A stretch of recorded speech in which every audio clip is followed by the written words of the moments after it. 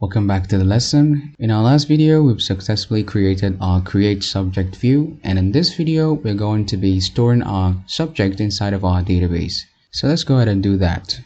Now let's head back to our source code, and now let's head to our create subject view, and our first job is actually going to be to create our route. So now let's go ahead and call our route store subject. Okay, like so, and our method is going to be post as well. Okay, that's fine. So let's go ahead and copy our route name, copy it. Let's go back to our web.php file. All right, let's go ahead and copy this, copy, paste it down below here, and let's go ahead and update our route name to store subject. Copy our route name. Let's get back to our web.php file, update our route name right here to store subject. And now let's go ahead and update our URL as well. Say store, copy this, store subject, like so, store subject, and our method name here is going to be store subject, not create subject. Let's say store subject, like so. And now let's go ahead and create our store subject method inside of our subject controller. So let's go to our subject controller, and then under our create subject method, I'm going to go ahead and create another method, public function called store subject, and we of course are going to pass our request variable. So let's go ahead and say request like so, and let's go ahead and say end method, copy this, paste. All right, let's go ahead and confirm our request like so. Say dd just like before. So let's go ahead and say request all, like so. So let's go ahead and save our files, save all, and now let's go ahead and run our php artisan optimize command. Okay, now let's go ahead and take a look, refresh our application. All right, let's go ahead and now pass in some subject. Let's say English, and then pass in some subject code. Let's say 345, like so, and then let's go ahead and say create subject. We forgot to change our route method again from get to post. So let's go ahead and do that. Let's go back to our web.php file here where it says get. We're gonna go ahead and change it to post, because here in our form our method is post, so our route method is also supposed to be post. So let's go ahead and save our file, save, and now let's run our php artisan optimize command. Okay, now let's go ahead and take a look. Our error here should be gone. So let's go back here, and now let's refresh our application. Let's go ahead and pass in English and say code should be 3456, like so, and then let's hit on create subject. Yes, as you can see, now we are having our subject name as well as our subject code. So now let's go ahead and store our request data, our subject name and subject code inside of our database table. So let's go ahead and do that. And let's get back to our code. Okay, inside of our subject controller, we're not going to be needing this again.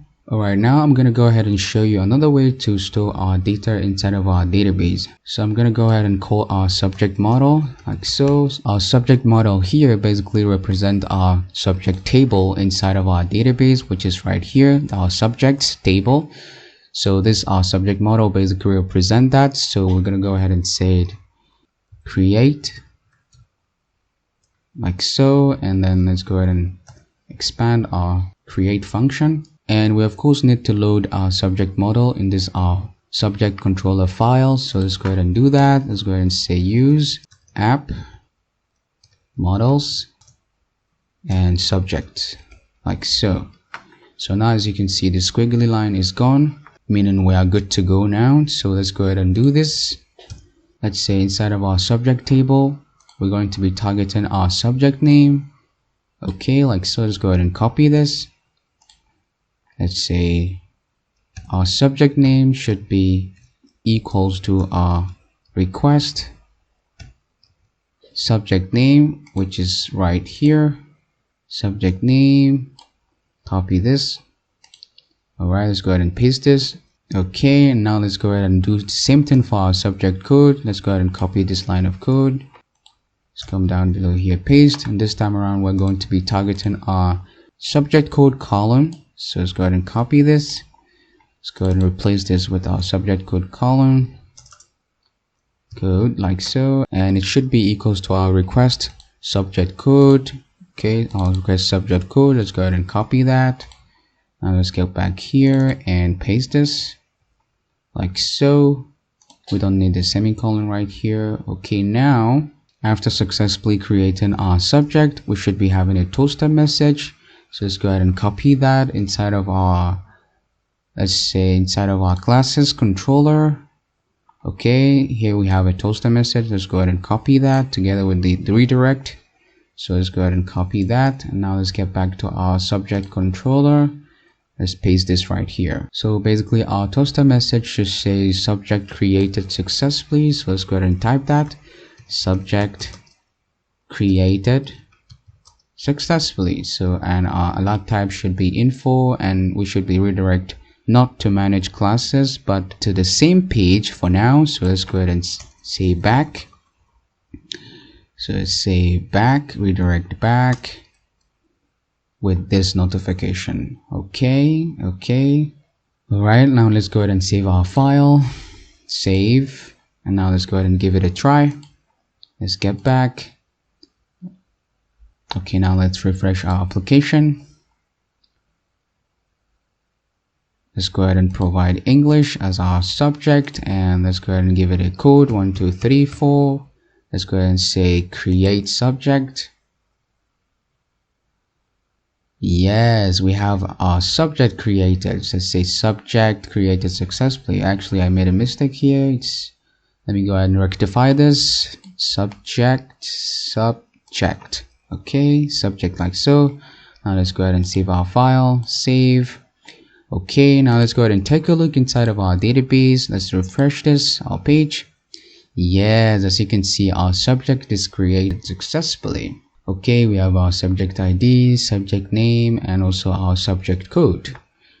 Okay, that's fine, All right, now let's go ahead and add one more subject. So let's go ahead and say mathematics, like so. And now let's go ahead and say 4321 as our subject code. Now let's go ahead and hit on create subject.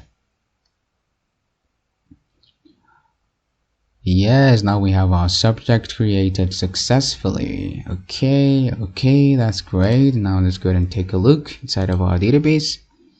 Yes, we have our second subject populated inside of our database table. All right, that's very cool. So friend, that will be it for this video, and in our next video we're going to start creating our manage subject menu down below here. So I hope you enjoyed this video, and I will see you in the next one.